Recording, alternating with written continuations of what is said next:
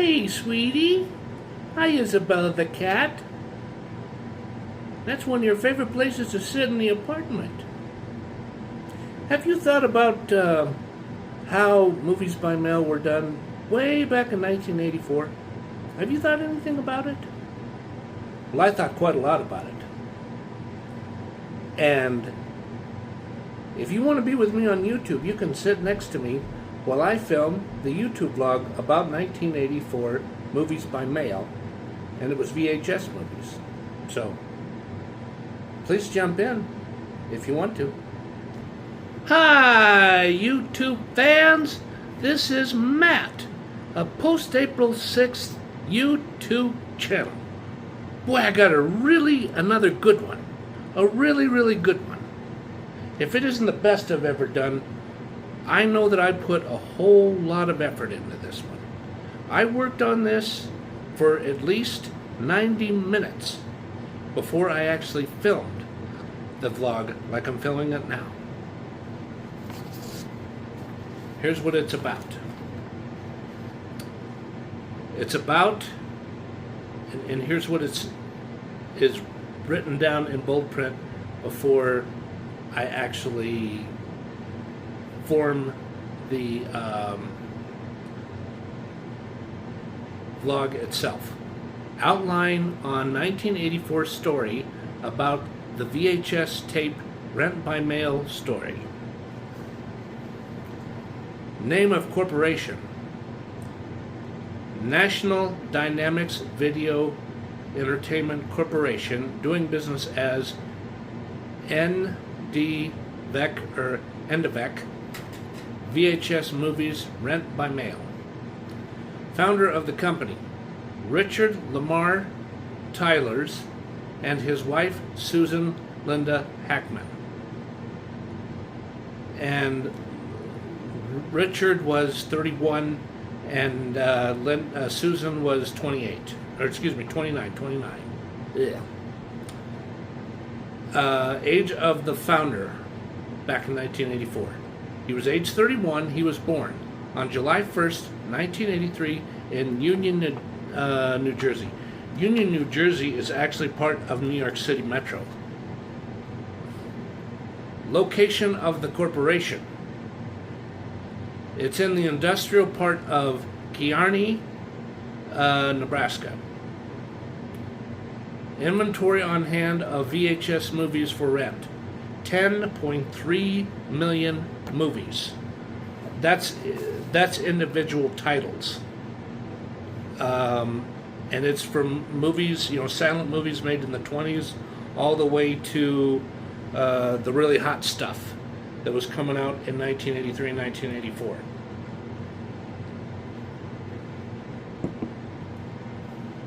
Net worth of the corporation: $16.7 million.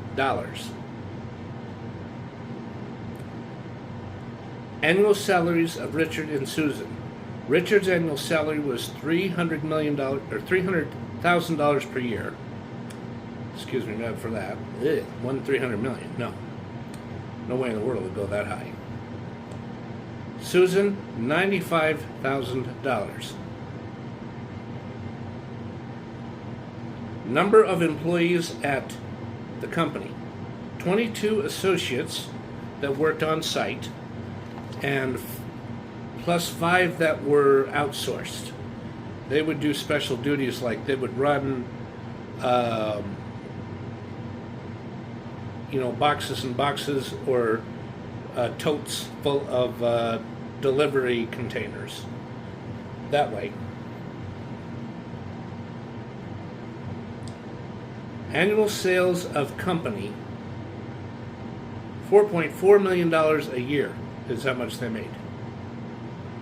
Or that's what they at least made by 1984, 1985. That's still quite a lot of money.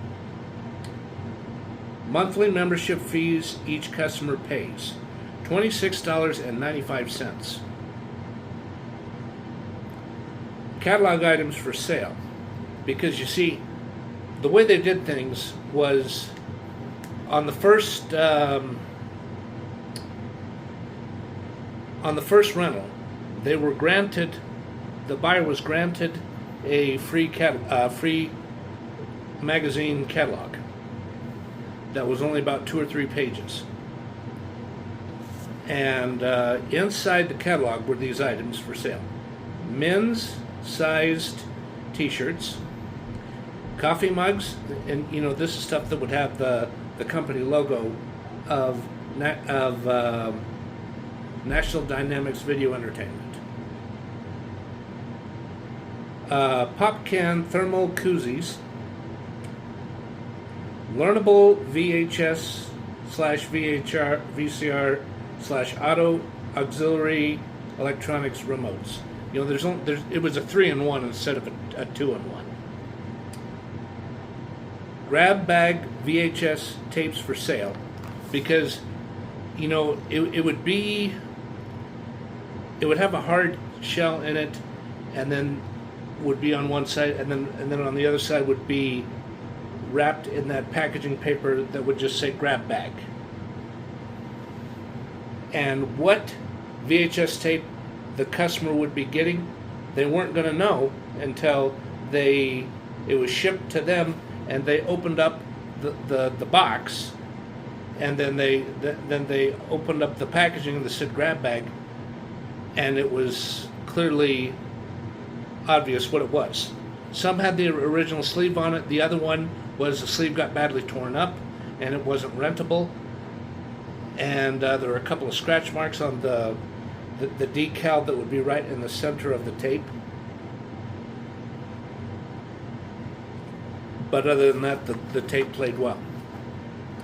Okay, men's sized t-shirts. And the other one would be a Hollywood Phenomenon English toffee bar. That was only $3, but it was fairly big. It was about this size. It wasn't your average size candy bar. I know that.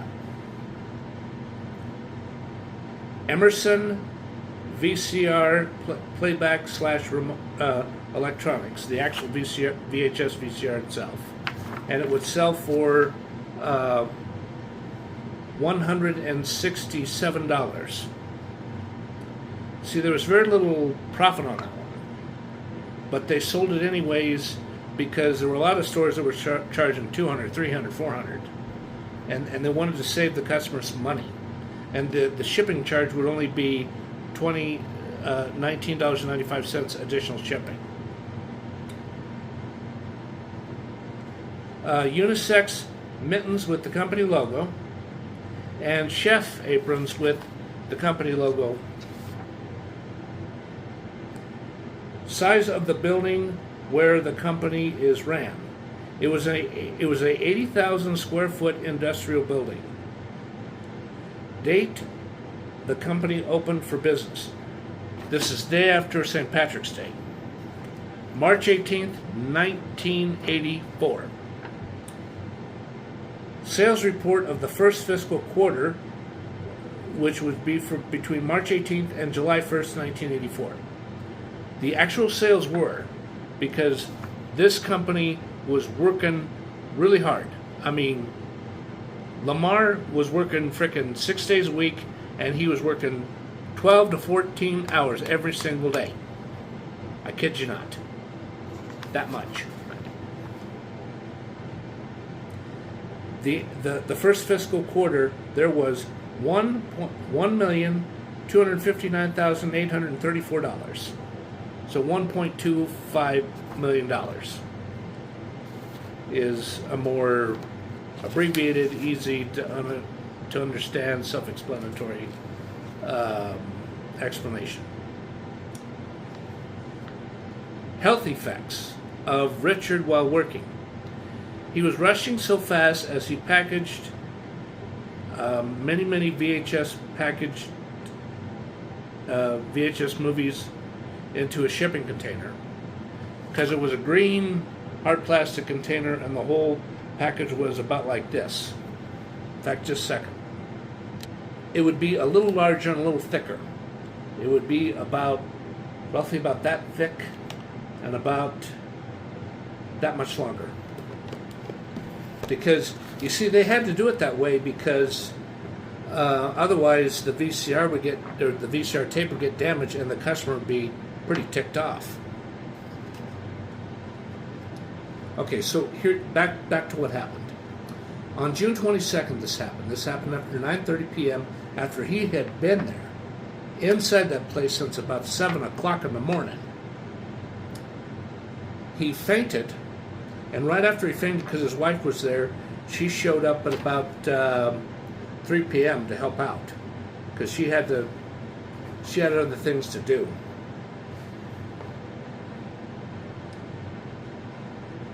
So anyways, his wife immediately ran into the office and called 911.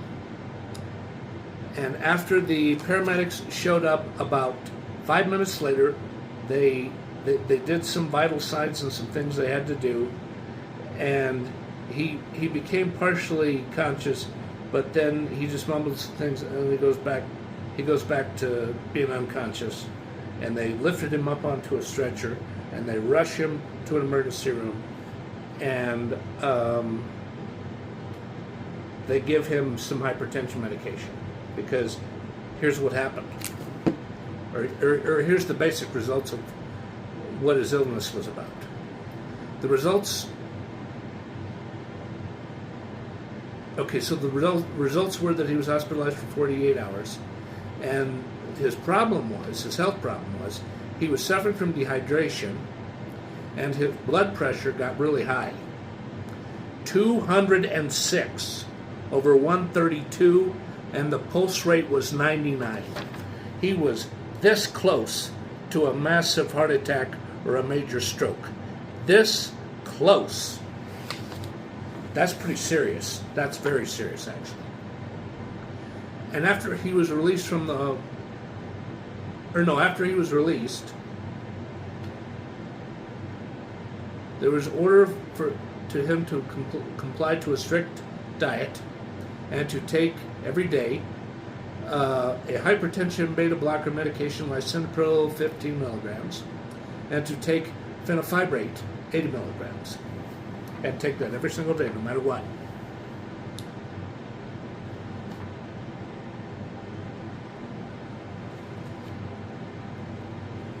How were the movies shipped back and forth?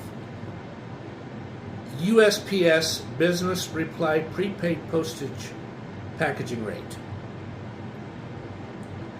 Meaning that from the warehouse to the customer and back was $1.50 each way. And this was at a flat rate, or a bulk rate, instead of the other way around. Actually, now that I think about it, it would be more like 80 cents back then, instead of $1.50. So I'll make a correction on what I just said about it being $1.50. It'd be about 75 cents. Okay, the annual bill from the USPS each year, $77,758. This is after me really thinking about it carefully for at least 5 minutes. Okay, how many company vehicles did the company have? 3 different ones. One was a compact Toyota truck, and 2 Grumman Olson Curbmaster step vans, because it would be the ones that would be with Oro Wheat and Wonder Bread delivery trucks. What famous people visited the commercial building? You better hang on, because back then these people were pretty popular. Former Vice President Walter Mondale, who was a presidential candidate for running for president. Valerie Bertinelli, who was the wife of Eddie Van Halen. Michael Anthony, who was the bass player of Van Halen, the group. Actress Christie Brinkley. Anchorman Bernard Shaw. presidential candidate on the Democrat side, or the Democratic Party, John Glenn. He is also a former astronaut. Fringe presidential candidate Gene Burns of the Libertarian Party. Former Secretary of Defense Robert McNamara. Bill Walsh, coach of the San Francisco 49ers. And the the viewer would be thinking, okay, what kind of customers did this guy have, and what parts of the United States did business with him? Well, here is just 4 different examples out of, I kid you not, over 200,000 customers. Jack Blueman, B-L-U-E-M-A-N, a 41-year-old man who worked as a stockbroker for a company in Springfield, Missouri. He liked to watch these movies. North by Northwest by Alfred Hitchcock, starring Eva Marie Saint and Cary Grant.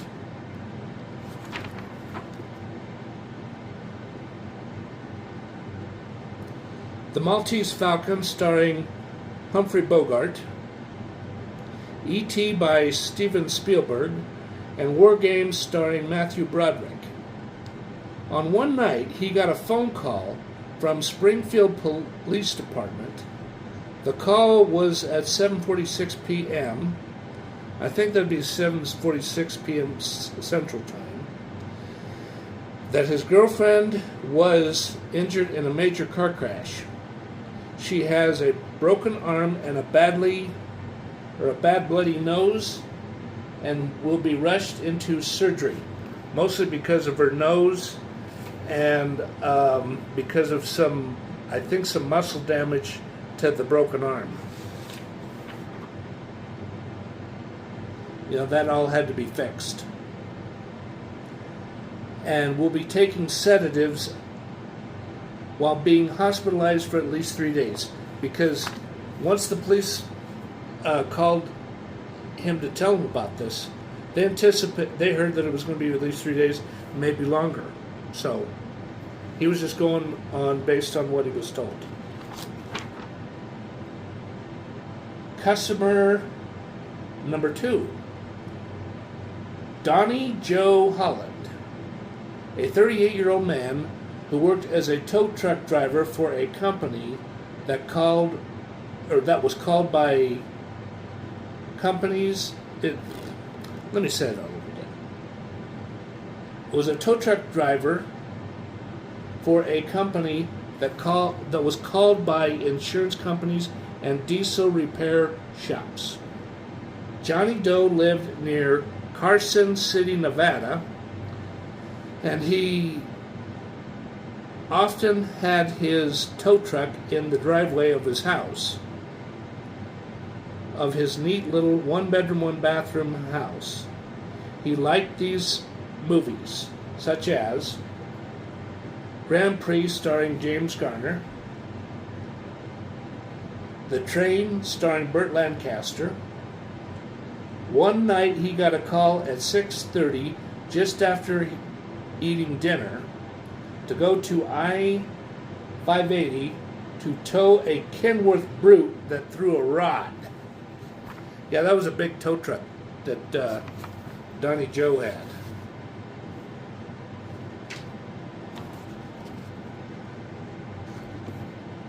Customer number 3,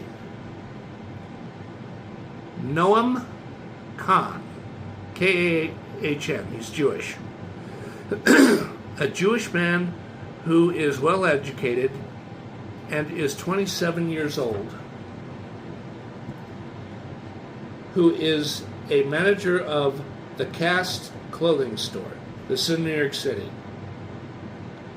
He works a 10:30 a.m. to 6 p.m. shift, and then he walks 4 blocks home to his home in the somewhere between the 30s block or the 40 block of Orchard Street Lower East Side, Manhattan, New York City. He goes home to read the, I think it's pronounced Tanakh, or Tanakh, Hebrew Bible. Or he just simply watch TV. He just flipped through the channels with the remote until he found something he liked. And he sees videos on his Sony 4-head stereo hi-fi VCR. He likes these movies. Moscow in the Hudson Night. It was released in 1984. The Midsummer Night Sex Comedy, 1982. Over the Brooklyn Bridge, 1984.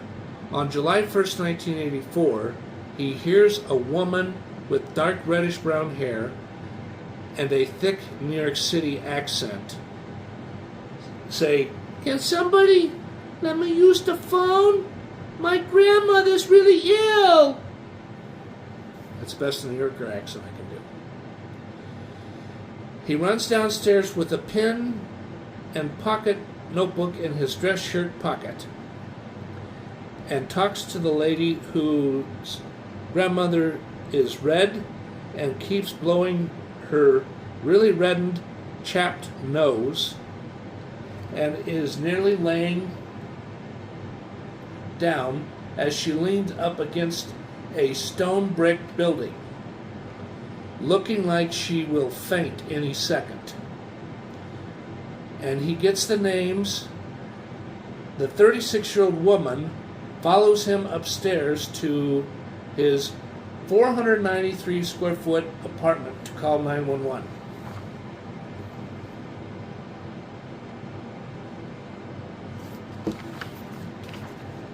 Customer number 4.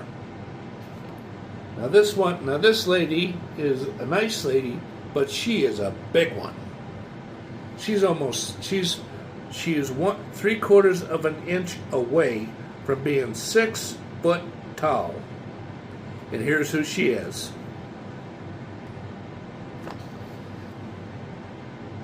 Janice Beatrice Volk, V-O-L-K. A woman with gray hair, age 65, and is quite tall. 5'11", weighing 174 pounds. She is a librarian with Lenton, North Dakota Public Library.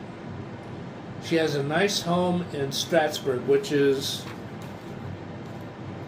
I would assume, 5 to 10 miles away.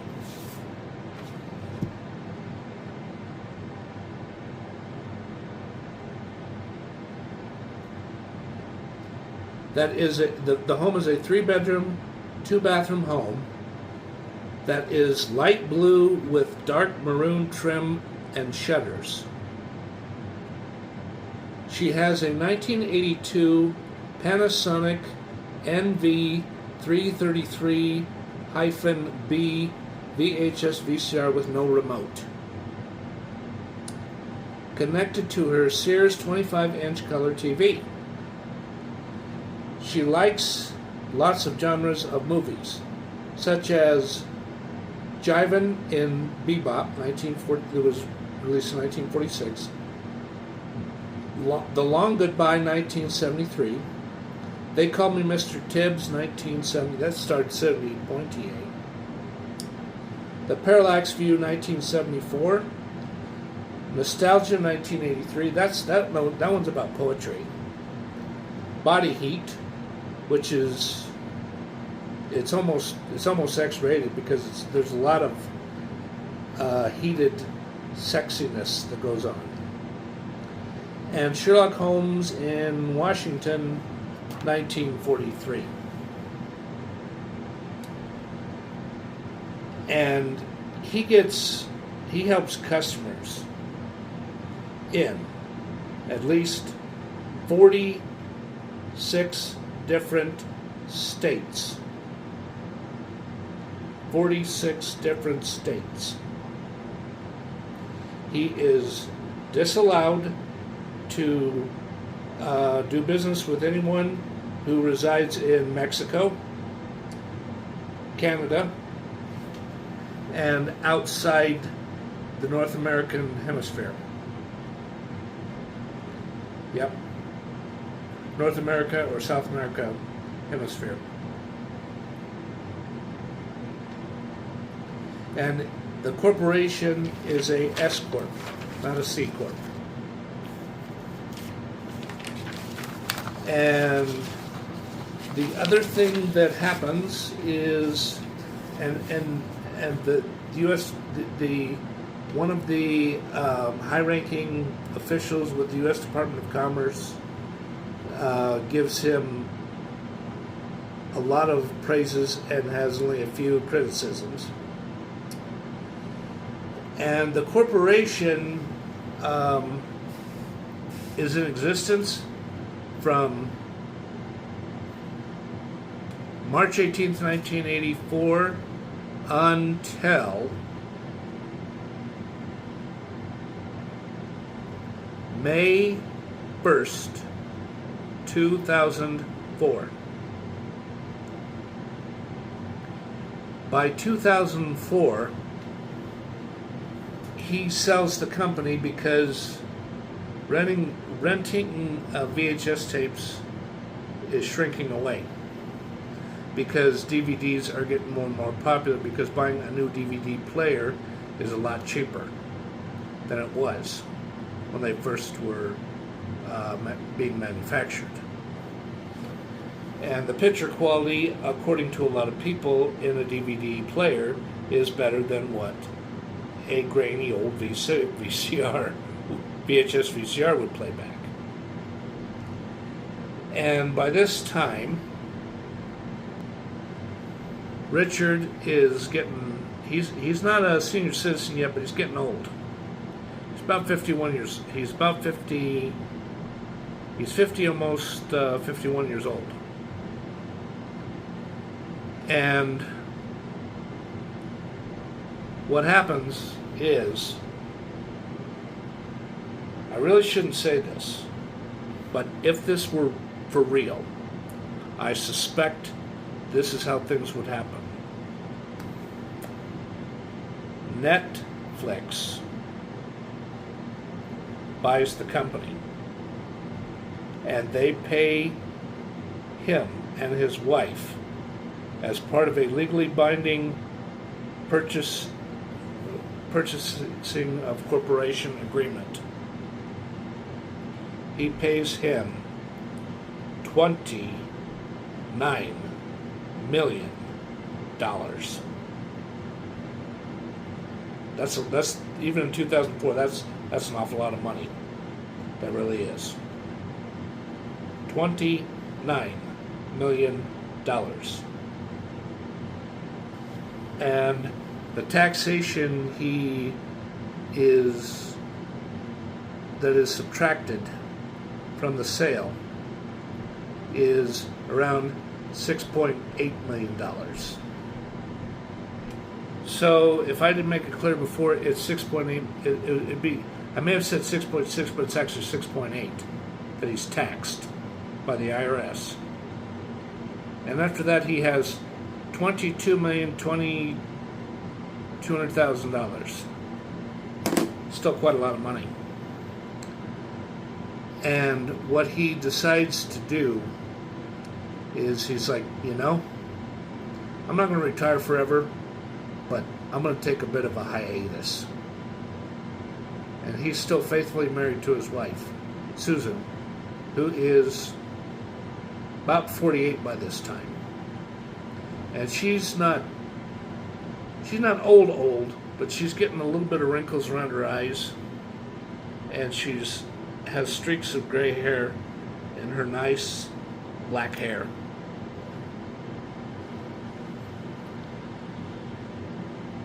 And she's gained a little bit of weight. Not a lot. She was about 130 in 84, and she was about 156, 157. So that's not a serious weight gain, but that's not nothing either. And they start traveling the world. They've already been to London a couple of times, but this time they not only went to London, they went to Liverpool. And they also went to Dublin, Ireland. And they also went to an area of Scotland. In fact, I'm going to look that up so I'm getting totally accurate information, and just stay tuned. Okay, where they went to, other than the part of Scotland that is the capital, they also went to Loch Ness, Scotland, Highlands. It's in the southeastern shore. They have deep faith in Christ, but they just wanted to see the outside of the house and the immediate area, just to see. It was more for the purpose of what surrounded it, not the house itself per se. It was a house that used to be owned by a Satan-worshiping psycho named Aleister Crowley. And Jimmy Page owned that house for about, I think, 20 years, and in the 90s he sold it. He didn't want it anymore, for whatever reason. And he also goes to Antwerp, Belgium, and he also goes to Paris, France. And when he's in Paris, France, man, him and the wife drop probably, this is lodging and the many souvenirs they bought. They probably dropped, because they stay there for about at least 9 days. They dropped at least $15,000. Yeah, $15,000. That's quite a lot. And they keep all the receipts, and they discuss all this with customs. They have to. And I think they only paid a few hundred. I mean, this is what I would assume. I don't know if this would happen or whether it would not happen. They paid at least a few $100s in what's called duties or fees.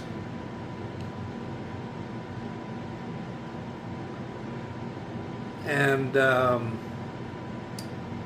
then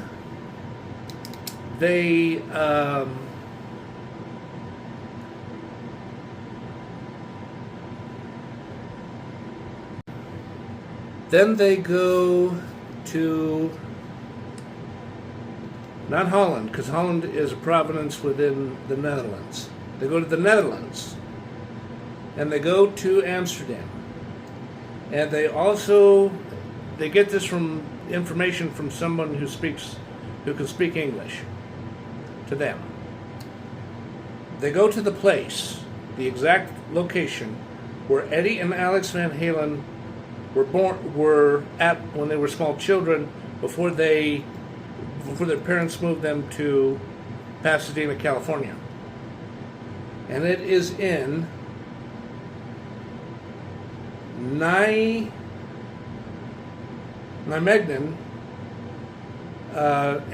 Netherlands, which I'm told is near Amsterdam. And the street that they were on when they were little kids is pronounced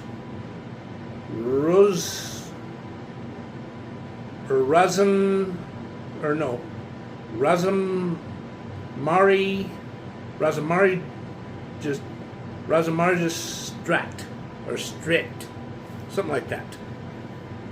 It's one of those hard to pronounce streets. And there, if you want to look it up as to where it is on YouTube, there is a YouTube blog about the exact location. And it's a neat little cottage house. It's pretty neat to look at.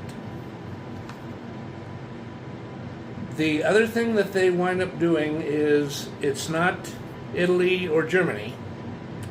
It is Luxembourg. And they go to Luxembourg City, and they are there for at least 5 to 6 days, and they see many, many, many beautiful sights to see. After they do all of that, they've had enough. They've been gone from their nice house near KEARNEY, Nebraska, for about 3 weeks, at least. Let me think about this for a second. About 21 days to 25 days. They've had enough. And they get everything set up with the airlines that would be the most reasonable price, but at the same time not so reasonable that it's taken 24 hours to do this. It would only take about 12 to 14 hours to do this. They get a flight from, I'm assuming, Luxembourg City Airport. And then they fly into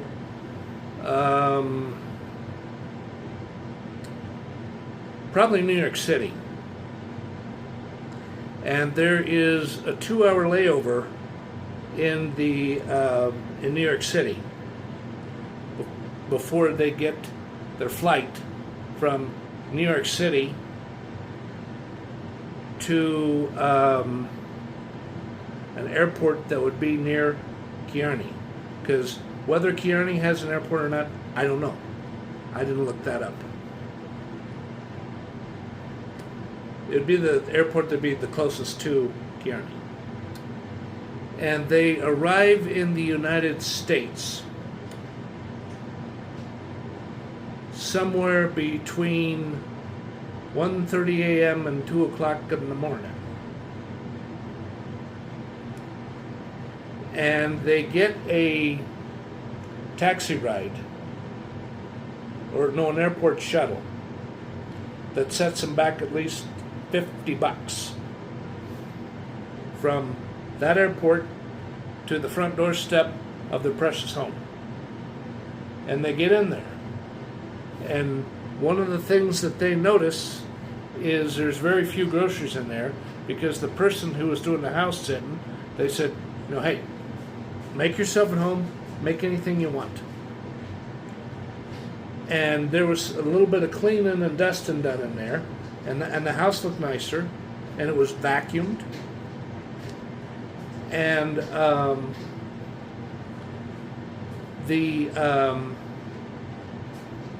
one of the hall closets where there would be mostly paper towels and not paper towels, bathroom towels, hand towels, washcloths, and a few bed sheets and blankets, is neat as a pin. And it's been cleaned. And they go in and they do some checking around, and then after about 3:30 in the morning, they're too tired to keep their eyes open. They get undressed, he gets into his jammies and she gets into her nightgown, and they cuddle up together and they go to sleep like that. They're laying in bed and they have their eyes closed, falling asleep, and it only takes them about 2 minutes to fall asleep, if that. And they sleep in until 11:44 in the morning. And I believe that'd be 11:44 in the morning Central Time. And they're really groggy, but they're just like really looking around like, I know this is my house, but it doesn't feel like it. Whew, I'm really home. Why am I not jumping up and down with excitement like a little kid? They're both kind of having that feeling. And Susan says to Richard, she says, it'll sink in. You really be fully aware that you're home. And then she says, so what? Richard says to her, says, okay, so what do you want to do now? She says, well, why don't you go ahead and take a shower, and then I'll go into the kitchen and make your favorite. Biscuits and gravy with over easy eggs. And he says, yeah. He says, I'd love to have that. And he showers and shaves and goes to the bathroom, does whatever else he needs to do. Gets in some nice clothes, because all the clothes in the suitcases, most of them are dirty. So he puts on a dress shirt and dress pants, and some nice black gold toast dress socks. And right as he's walking in, she goes, come on, honey, it's time to eat. And he gives her a kiss, and there's not just Folgers or Maxwell House coffee.